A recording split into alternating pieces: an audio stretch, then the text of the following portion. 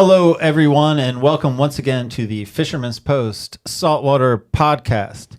This episode is titled Dock Fishing for Red Drum and Flounder, and we're going to be talking to Captain Luke Moser of Coastline Charters.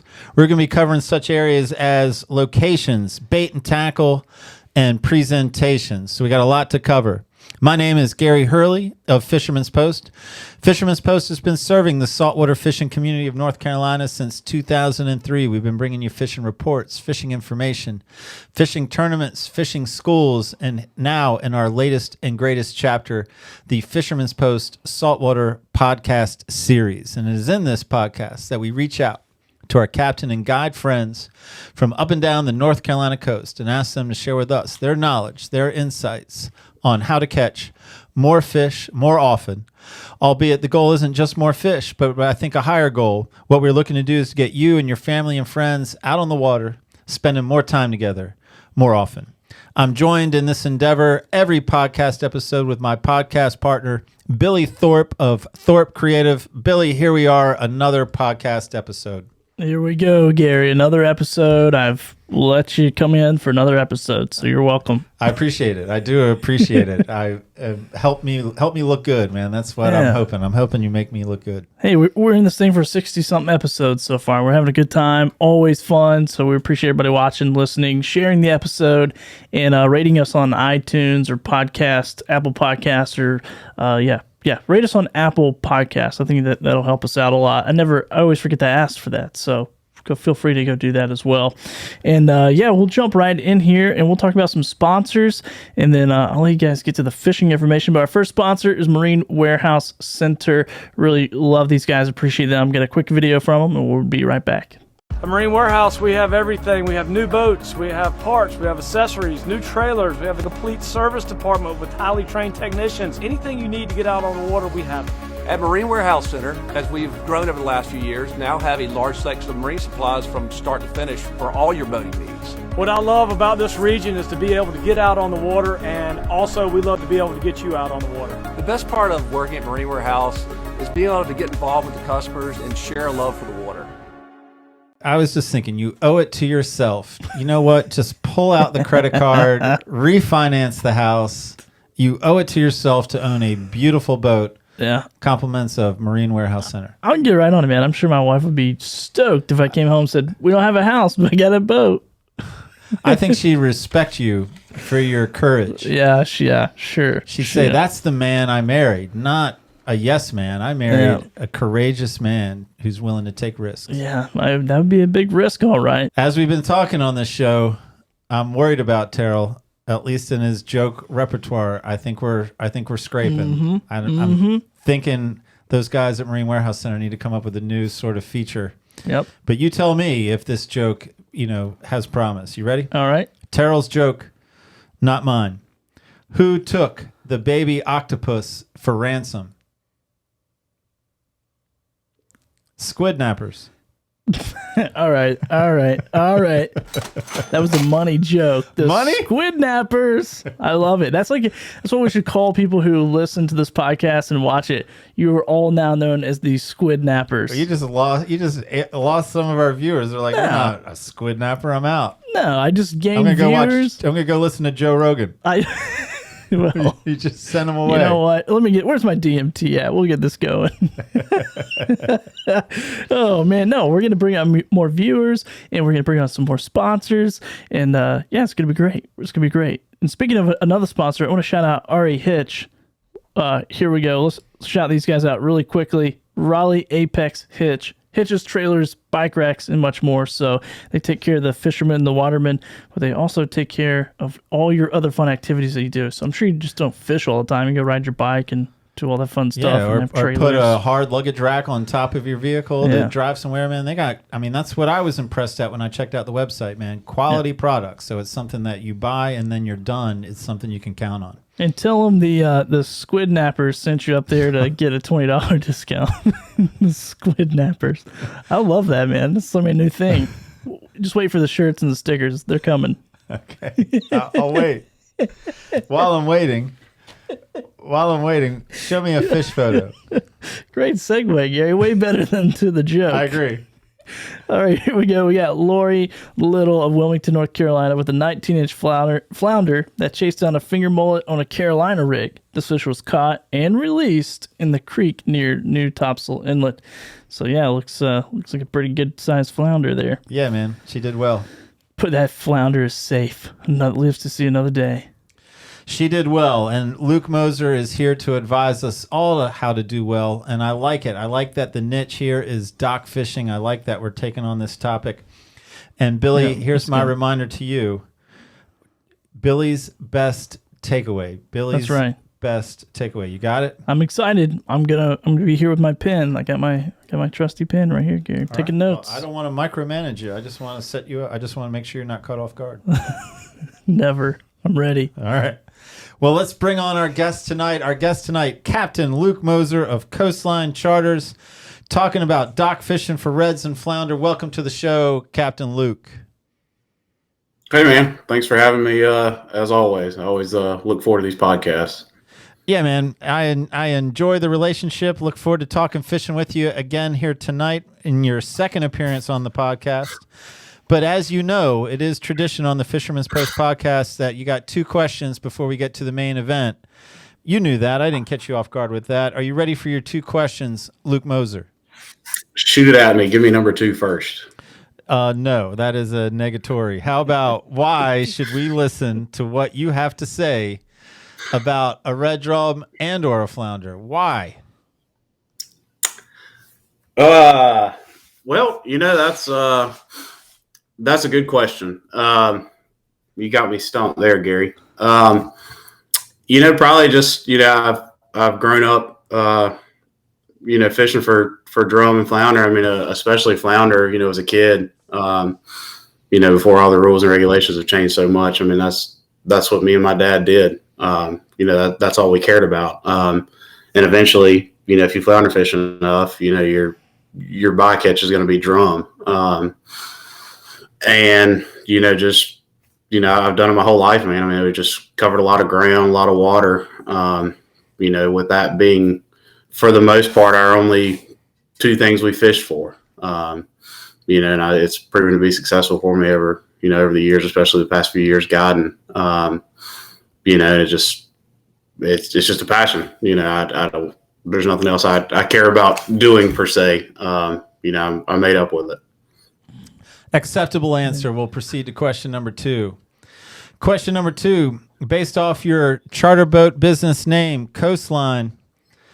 The question has to do with coastline. How many miles of ocean coastline does North Carolina have?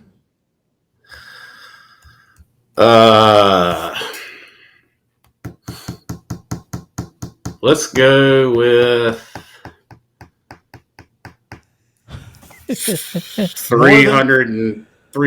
I don't know. That's probably not right at all. That was great. No, man, it's 322. You did fantastic. I'll take it. Yes, I think that is a great guess. I was getting ready to say more than 400 or less than 400. I was going to try to help you out there, but you nailed it. I'm completely accepting that answer, which is good for our viewers and listeners because they're probably tired of this and they want to start hearing about dock fishing for reds and flounders. And I think, everyone's main question often is location, like where to fish. So, all right, dock fishing. Please elaborate, Captain Luke. Sure. Dock fishing can certainly be overwhelming. As any saltwater fishing can be, especially if it's not something you do on a regular basis. But you look at the docks and there's so many. How do you just pick one? And one, unfortunately, is not the answer. I mean, the one thing that I've really grown to appreciate about dock fishing is that it doesn't get some of the pressure, from nets and gigs and everything else. It's just a lot of really good structure that, doesn't get fished quite as much as some of the other areas do. So that's part of the main reason why, I like to fish these areas. But, you just have to ride around. That was the hardest part for me, getting into it because it is so overwhelming and there is so many. you can sit on one dock and not catch anything and skip and go down 2 or 3 more. And the one right beside you is the one that's, got all the fish on it. So that's been the key for me, is really focusing on all these docks, just as a whole. There's certainly single docks that hold fish, and, I'll get into some of those reasons, but, just covering ground was, the main thing, to locate fish that way. But outside of that, I believe our last podcast was, on Sheep's Head. And it kind of holds true to this as well. I would ride around, I'd get up early, when it's still dark, or stay out late when it's dark, go right around and look at these docks, see which ones have lights on them. Of course, that always attracts fish, of any kind, bait, shrimp, drum, trout, you name it. And that's just an easy way to give you a great starting point. If you find 4 docks that are lit up, at night, one of those is going to have fish on it for sure, if not all of them. And then the same deal during the day, like I said, with the sheep's head fishing, I'm going around. I guess I've got a lot of them figured out at this point, but, looking for that old growth, the docks are just old and busted up and, for lack of better words, just look raggedy. Those are the ones that a lot of times are going to hold fish. Not that, the newer docks don't, but, there's just years of, vegetation growth, barnacles, oysters, whatever it may be. And that's the stuff that's going to bring your shrimp and your little bait fish and then turn to your big fish. So those are kind of, to me, just key things to focus on, if somebody new into it, or anybody really. That's the easiest starting point you can have. And then you can branch out from there. And, one thing that it's great about the docks, I don't care what the tide is. You might have a great spot that you drum or flounder fish or whatever, in the grass. But no matter what, at least in this area, at low tide, high tide, whatever, there's going to be a ton of places to fish. Low tide certainly affects a lot of people, as far as not having any water to get there. There's a lot of docks that still have plenty of water at low tide. So it just gives you plenty of places to go try, no matter what the tide is. And that's one thing I really enjoy about it. You don't have to put all your eggs in one basket. Well, I'm grass fishing today, until the tide falls out, and then I have to go home. Well, look, you've got miles of docks that are still going to have water. And those are some of the kind of the key focal points for me. Just areas to try like that. So I got a couple of follow-up questions, man. This is good. Like, you Sure. got my brain going already. Hey, for docks that are lit up at night, has it been your experience that those docks also seem to do well during the day because they're holding stuff at night? Yes, absolutely. Absolutely. Some of those fish, some of these docks, they, hold trout, and things like that. And that's kind of a totally different ordeal. But absolutely, some of the other fish may leave, but that bait's still staying there. Those flounder and drum are still going to hang out there. They don't necessarily move away from it at all. So that's what I'm looking for. I mean, I'll go back, the next day, just because I know there's going to be bait and stuff there already. It's not really going to leave. And if that answers your question. Yeah, no, that does answer my question. That makes sense. I'd never really thought about that before. But, at first when you said, go around looking for docks at night, I was like, is he advising me for my day fishing, or is he advising me for night fishing? But it sounds like it's both. No, yes. Man, that's good. Yes. So then my other question is, are you preferable to docks in the ICW or docks up in creeks? Does that matter much in your experience? Yes. Yes and no. I mean, typically in the summertime, man, I'm kind of following the bait for sure. And once it gets up in these creeks and stuff, there's going to be fish there. It's not totally sold to just, fishing in the ICW. The mainland creeks, they're going to hold bait year round. There's going to be shrimp and mud minnows that vary back in those places. So yes, I will fish any of them. I'm not necessarily sold to one particular one by any means.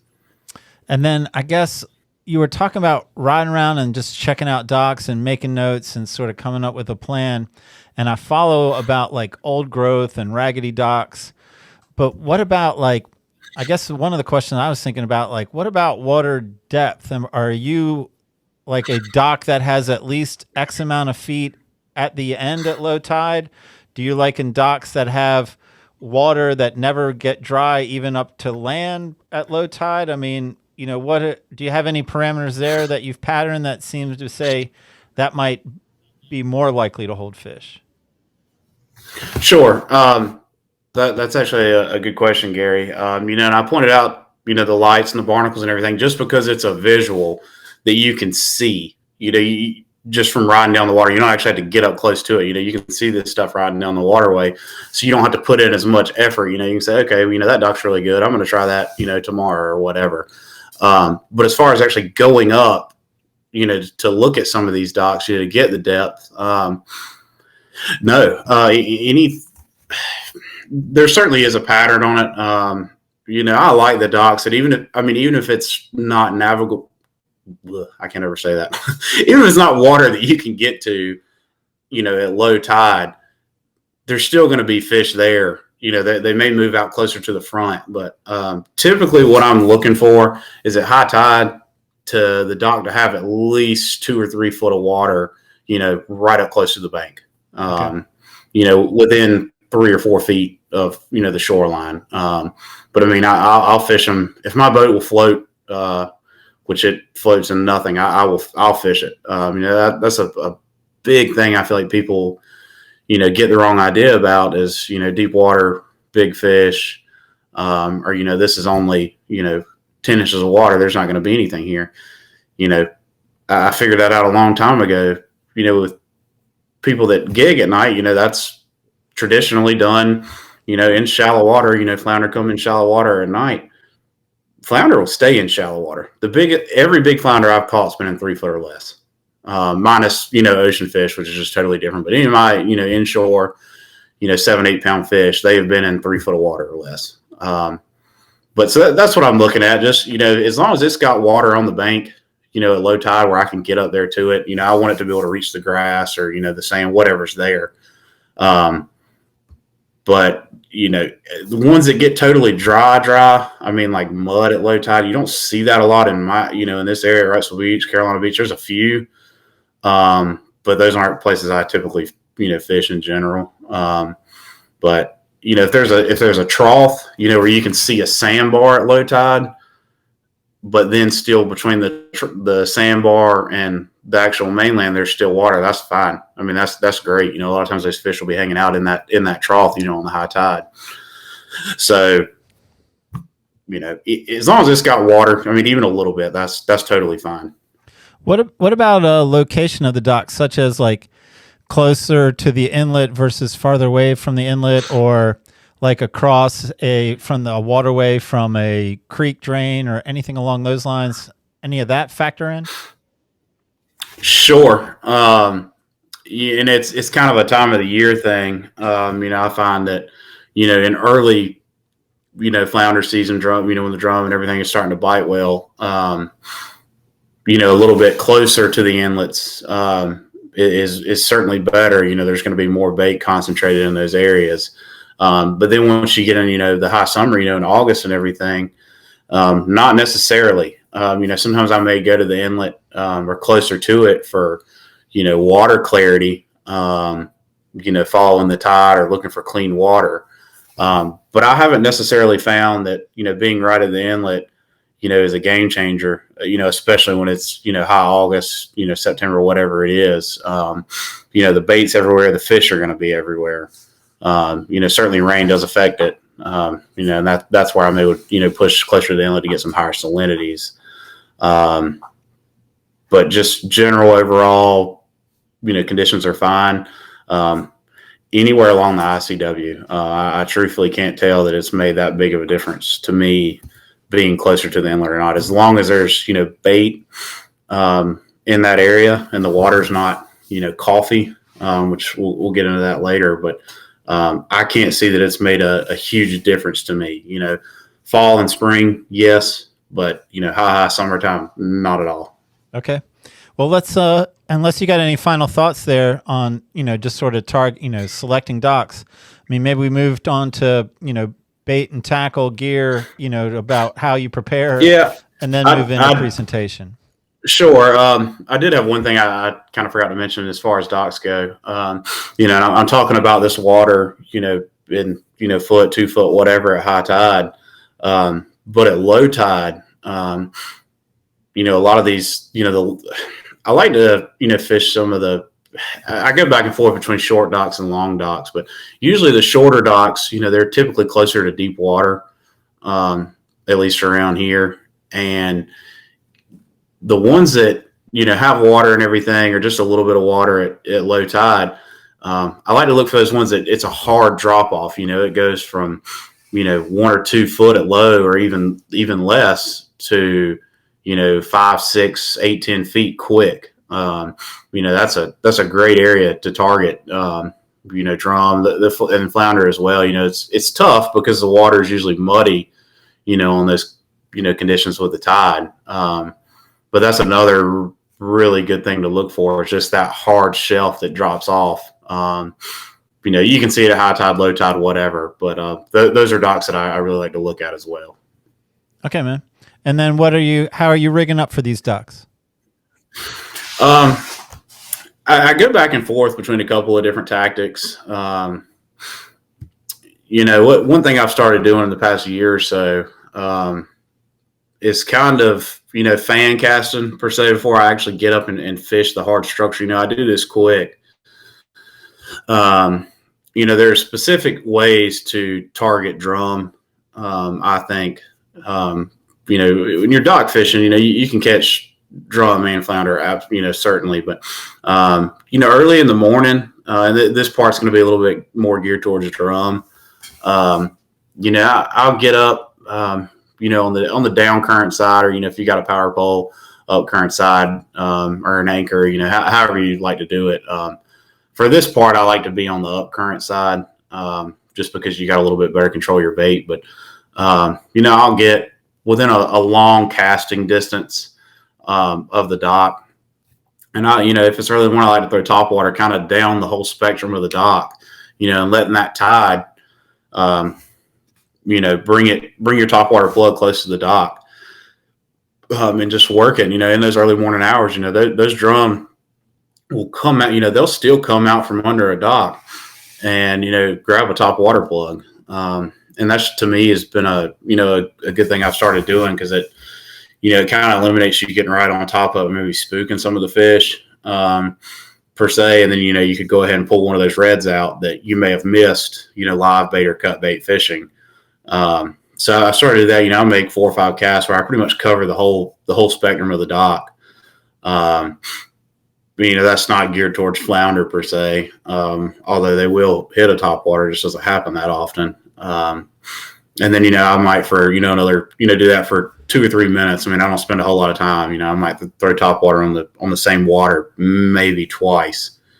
But then I'll, maybe throw artificial. I like Z-Man products, just because the trash fish and everything don't necessarily tear it apart. But Z-Man, any kind of, shrimp, jerk shad, I really don't care what it is, and something like that.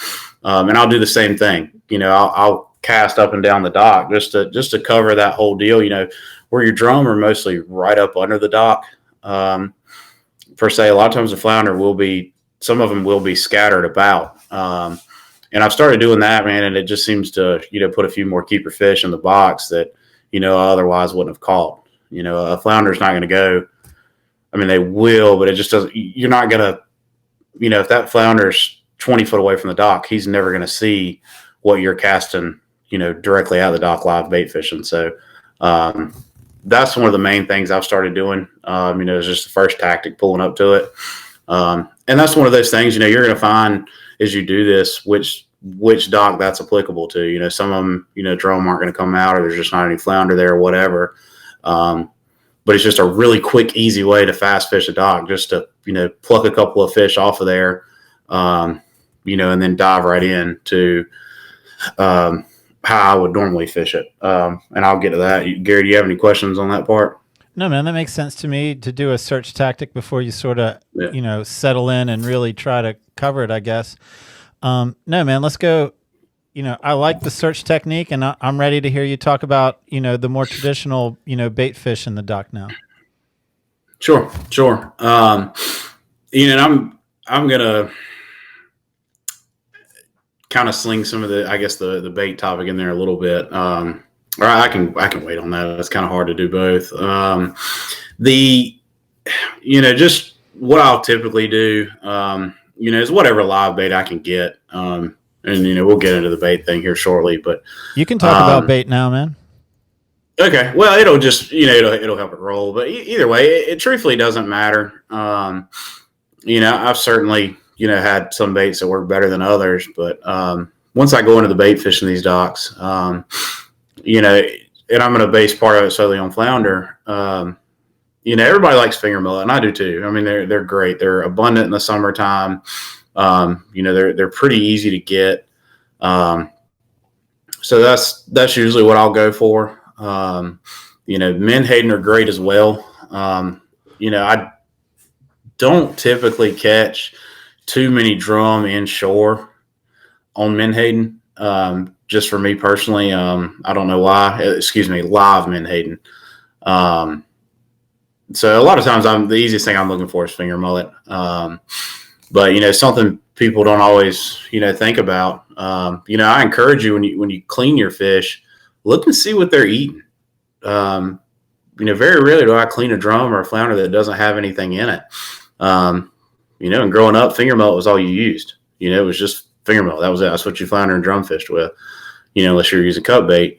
But the more flounder I've cleaned, I find finger mullet in them occasionally, but a lot of times it's pinfish or croakers or little lizard fish. And I've started using some of those, when I can find them. A little pinfish or lizardfish, croaker, any of that, it is killer on a flounder. And I think part of the reason, that is, if you ride down the waterway and look, your finger mullet are up top. There's certainly some, in the mid column, but for the most part, they're up top. I think anybody would agree with that. And then, your pinfish and lizards and croakers, those fish are down in, in the flounder territory. They're close to the bottom or, just above it. So I do think that's a lot of what they feed on, just because it's in their face all day long. I know they'll eat any of it, but don't be afraid to use, something else besides finger mullet. But so anyways, rolling into just the bait, as far as presentation goes, same deal, mullet, pinfish, croaker, whatever I've got. I like to get on my trolling motor if I can, and I realize not everybody's going to have a trolling motor, and that's fine. You can still fish it the same way. Anchor can sometimes be a little bit tough. Power poles are great. But I really, if I can help it, like to try to fish the whole dock, from, if I start at the front and fish all the way to the mainland, and really trying to throw through the dock, get it on the other side, and bring it back to you. And when I'm doing this, I forgot this part, Gary, I like to be on the down current side of that. That way, your live bait's coming through there as naturally as it possibly can. Those flounder are laying looking upstream, and, you're going to be bringing that bait, directly through it. And I'm going to be fishing the Carolina rig that way. My leader does change, depending on the water clarity. But I really like to fish, try to fish the whole dock, throw all the way through it if you can. And, work it back through each pile. And it's a pretty quick fish. It's not very much different than bass fishing. Gary, you've been with me before. I'm constantly on my trolling motor, covering ground if I can help it. And that's going to produce fish, those flounder are laying there in one spot, but, they're not that much different from, drum or anything else. If they're hungry, they're going to bite. There's no need to sit there and wait for 10 minutes in one spot, for one fish. I'm going to keep moving. And that's why I like to fish the front and go all the way to the mainland, trying to really pitch up under, each piling, best I can. And, at that turn, you're drum fishing as well. If those drum are, if that bait comes by them, they're going to eat it. At least in the summertime. The wintertime can be a little bit weird, but, that, like I said, that was how we used to flounder fish. And in turn, that was our bycatch, was drum. When you're flounder fishing, you're drum fishing, as far as I'm concerned, using live bait like that. Now, what I'll do, if I'm really trying to focus on drum, I'll do the same thing. I'll fish kind of on the deeper side for just a few minutes, and then I'll move up close, to the bank. And typically when I do that, I'll throw a couple rods out and, let somebody hold it, or I'll hold, however it works out. But I'll let those sit there for a minute, just because the drum do move around significantly more than the flounder. The flounder, you're just bringing it past him, where those drum are moving around. You might pitch through a piling and bring it through there, and he's facing the other way. And then you pitch it to the next one, and he's turning, went a different direction. So I do like to let those just sit if I was specifically targeting drum. Same deal, finger mullet. Drum, I do like finger mullet because they'll come up and, chase it out. I mean, I've caught them on croaker and everything else, but finger mullet's great for those. And I do like menhaden, but it's cut bait. I use a lot of cut bait for drum, especially when the water's muddy. It's incredibly easy. I mean, you do have to fight pinfish and everything else. But if I was specifically trying to just catch drum, cut bait, throw several rods out, let it sit, 5 minutes, pick it up and roll. And then that's how I fish all these docks. It's 5 minutes. If I've covered the whole thing in 5 minutes, I'm gone. So I followed you on the on the flounder, you targeting between every piling. So for the red drum, just there at the end, you're going to send out several rods, let them sit, and you'll let them sit for 5 minutes or so. And if nothing, you don't get a pull down, then it's on to the next dock. Yep. I would, and the drum fishing, like I said, I don't move it. I'm not trying to work it away from the dock. I'm going to throw it and let it sit right there. I'll even put slack in my line, tell my customers, don't move it. I mean, a lot of times I just tell them to put it in the rod holder, because it's easy to feel a little pinfish bite and and you move it a couple of feet, and I don't like to do that, bait fishing, I want to keep it right there at it. That top water's putting a pretty wild action and noise. So it makes sense why they'll leave for that. But I found if you get it more than a foot, 2 foot away, they're not going to come get it. So yes, just sit still for 5 minutes, put a couple rods out, in a few different areas. And if you don't do anything, pick up and move. But that's the main thing is leave it in the target zone, cut bait fishing or something like that for drum. And then on the flounder fishing, is there a reason why you like to start at the end of the dock and then move to land? Is that just preference, or you think there's strategy to that? No, it's just preference. I don't think there's necessarily any strategy to it. I guess it gives me a little bit of peace of mind.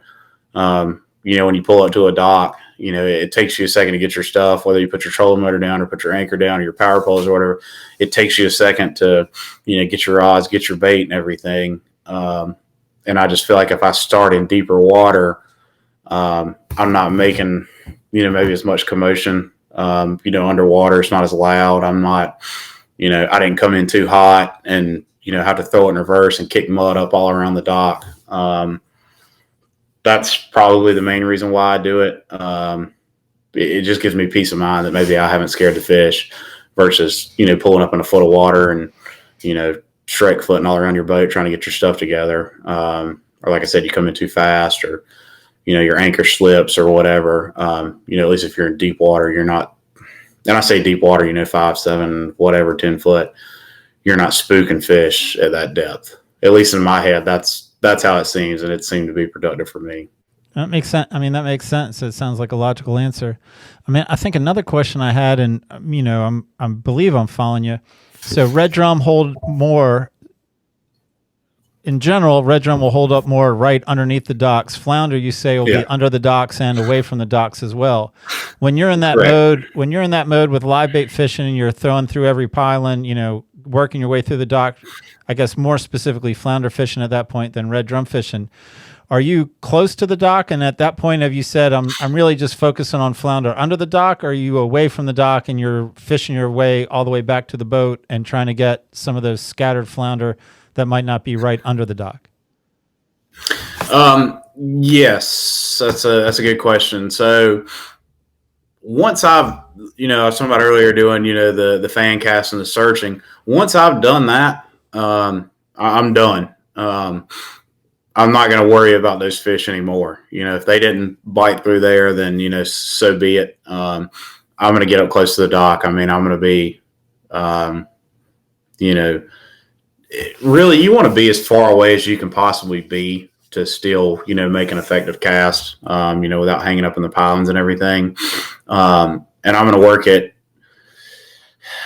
maybe 5 or 10 feet at the most away from the dock. I mean, probably not even that. I mean, a lot of times I throw through it, work it back to me, just past once it gets through the dock. And I'm pretty much done. I mean, a lot of the times they'll hit it as soon as it comes out of the dock. So, I don't really waste a whole lot of time, trying to retarget those fish that I've already, search cast through. You certainly could, but just for me, man, I'm running and gunning. I don't spend a whole lot of time in one area. So I don't know. Like I said, once I bring it through, to start with, and if I don't pick anything up, if I pick a couple of fish up fan casting, I may keep doing it. But once I go to dock fishing up tight, that's all I'm doing. I'm not worried about the fish behind me or anything like that. So maybe talk to me a little bit about the your Carolina rig, or and how you're hooking the different bait choices you've talked about. And I had another question I'll think of as you're answering that. Okay, cool. Yeah, tackle.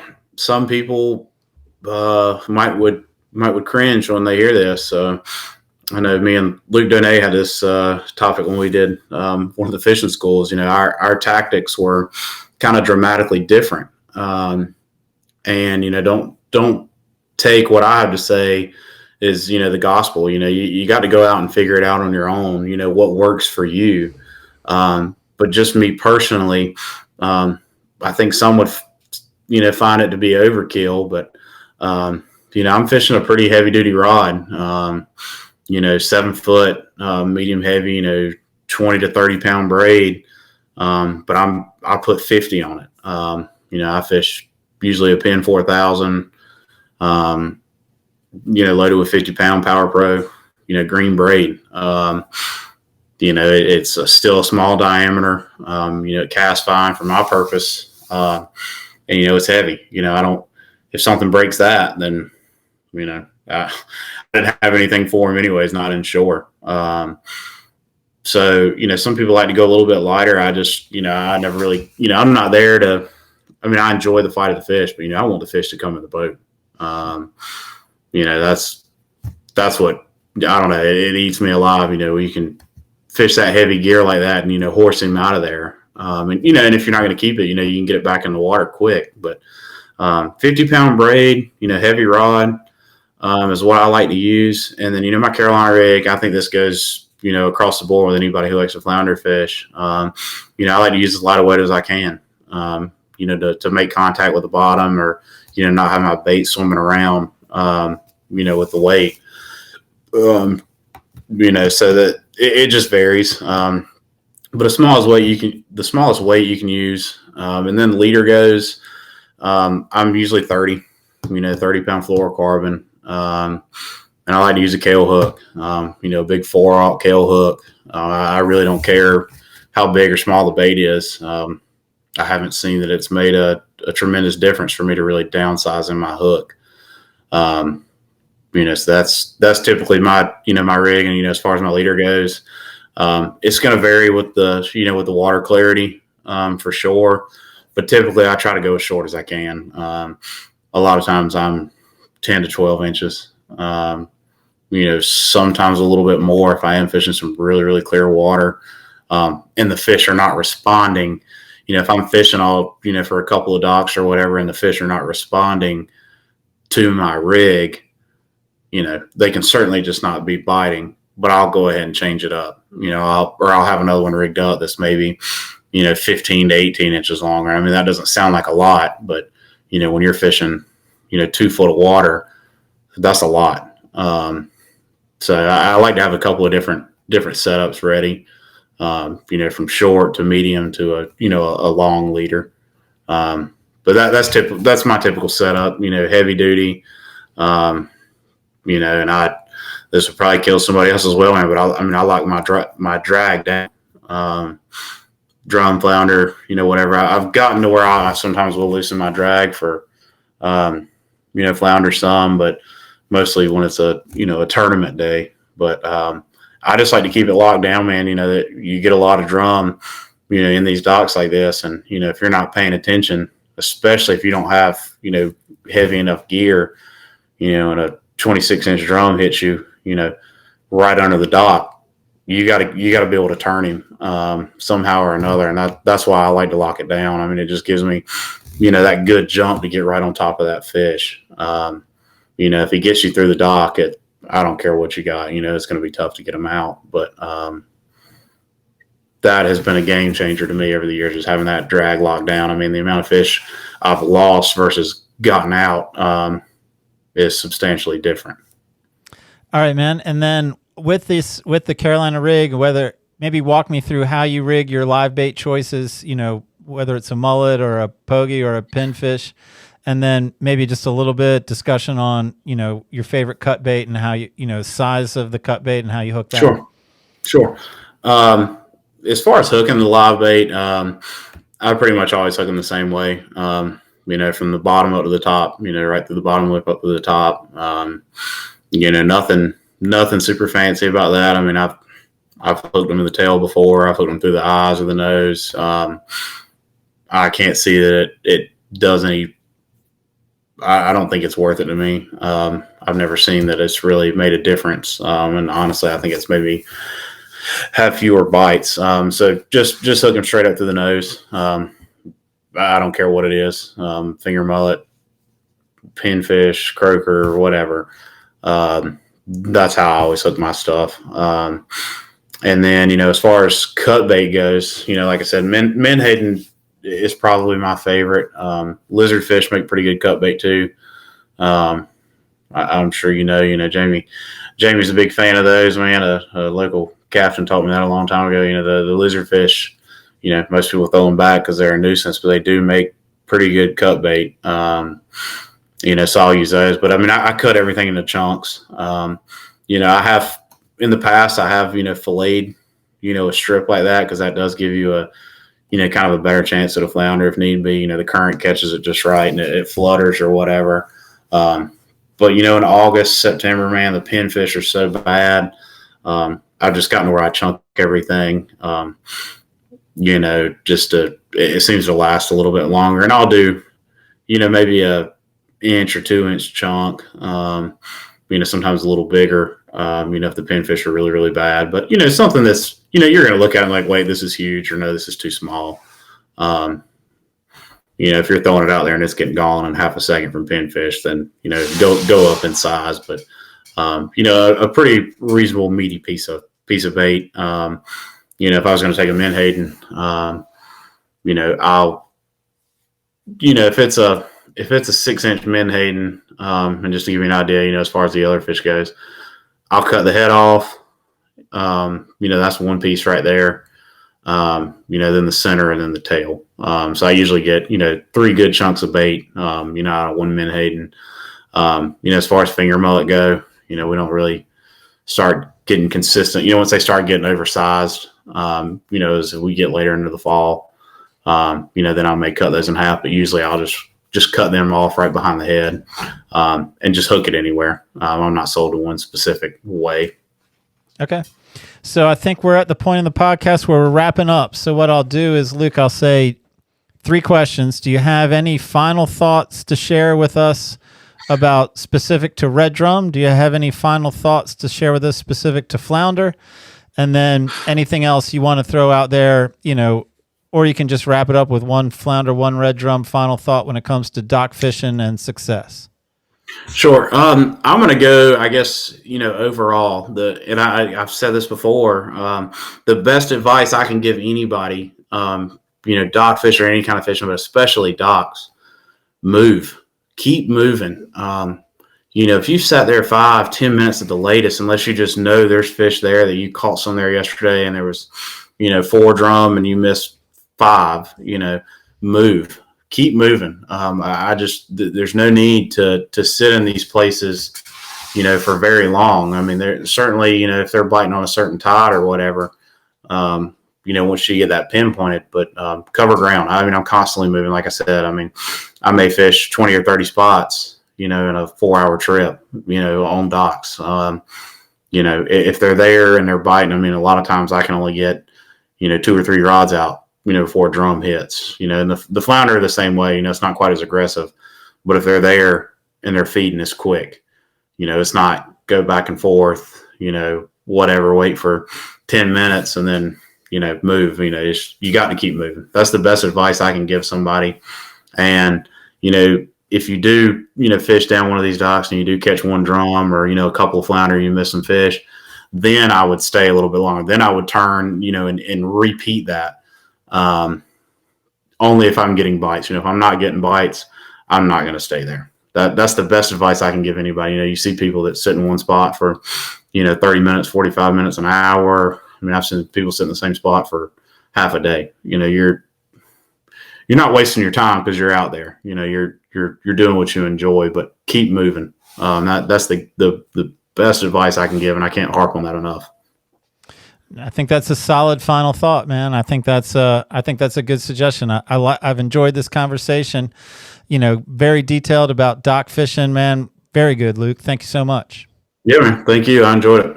All right. Next time, Luke. Next time. Yep. That sounds good, man. I appreciate it, guys. Yeah, man. Billy. All right, dude. You now know everything you need to know about dock fishing for red drum and flounder. I know everything. I'm ready to go. But though you know everything, what I want to hear from you is your Billy's best takeaway.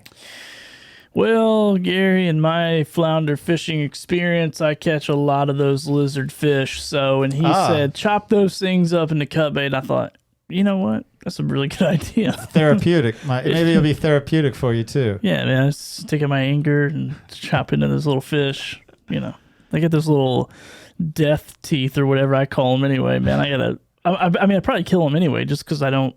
Anyway, those things are, if you've ever seen one, if you haven't, I'm sure everybody's seen one. What am I even talking about? What are you even talking about? They're all over the place. I've caught some big ones too. I should enter into Do you host lizard a saltwater podcast? Yeah, no, I don't. I co-host and produce. Good answer. Yeah, don't worry. I'm going to be the lizardfish murderer. That's going to be season 2 of this podcast. That was really good, man. It was and keep moving too. I think so many times we get stuck on a spot. Especially like me. Like I'll go find a spot. I don't have a boat, and so my spots are limited. So if I find a little bit of a spot, I just go hammer the crap out of it. And then even if I don't catch fish, I'm still like, well, at least I'm fishing it. But just keep moving. I think that's a good tip. I think my best takeaway was at the beginning, at the pre-show, Luke was like a little bit nervous that we'd have a whole show on dock fishing. And then look, man, I mean, that guy could have kept going on and on, like more than a show's worth. And that's my experience with these guys, man. They know so much, and once they get going, once they get talking, add in a few questions, man, the details come out. It's great. Yeah, man. They know their stuff. That's why we have them on here. They're the best of the best. Marine Warehouse Center knows their stuff, and if you don't know them, you should. Sales, service, and parts. And as I often say on the podcast, man, they're not just selling to the fish and boating community. They're part of the fish and boating community, man. Those guys are a real deal. Yeah, they are. You should look into them. And get a hat. I got a hat. I got a couple hats. Got a few hats, Gary. Pretty stoked on it. Where's your hat at? I was just thinking, man. I was like thinking, should I start wearing a hat? I have to think about that Well, one. then I'd have to adjust the lighting, and it gets all complicated. Your eyes look good right now in the lighting, so I got to keep it that way. Thank you. All right, man. Until next time, Gary. It was a great show. Thanks again. And thanks to Luke Moser as well. You guys go check him out. Fisherman's